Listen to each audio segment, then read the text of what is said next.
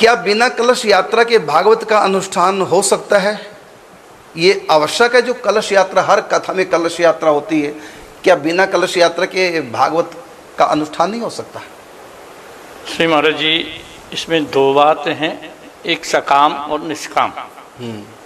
निष्काम भक्ति है तो एक पेड़ के नीचे बैठकर किसी संत के द्वारा कथा सुन लो तो उसका पूर्ण फल प्राप्त हो जाएगा। यदि हम सकामता के लिए कर रहे हैं तो विधि जो बताई है वो बहुत जरूरी है।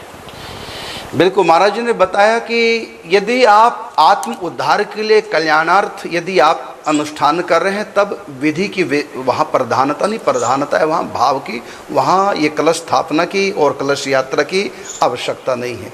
जब सुखदेव जी ने प्रवचन किया था भागवत जी का, तो वहाँ तो कोई कलश यात्रा नहीं निकली, वहाँ तो कोई नवग्रह स्थापना, सर्तोभद्र पूजन, वहाँ तो सब कुछ नहीं हुआ है जी।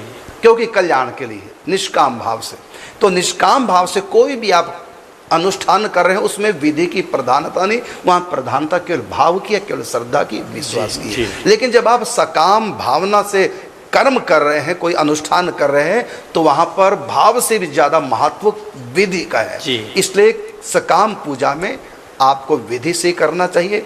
कलश की स्थापना भी हो, कलश यात्रा भी हो, सर्तोभद्र के स्थापित करके पूजन, नवग्रह, षोडश मातृका आदि आदि सब स्थापित होने चाहिए। भगवान के पार्षद भी स्थापित होने चाहिए, बड़ा उसका नियम है। सोने की प्रतिमा भी स्थापित होती है। लेकिन जितना भी आप कर सके करना चाहिए, जितना आपके पास समर्थ है और जितना आपके पास नॉलेज है, विधि विधान का उतना ही आपको पालन करना चाहिए। यदि आप आत्म कल्याण के लिए अनुष्ठान कर रहे हैं, फिर वहाँ विधि की कोई आवश्यकता नहीं।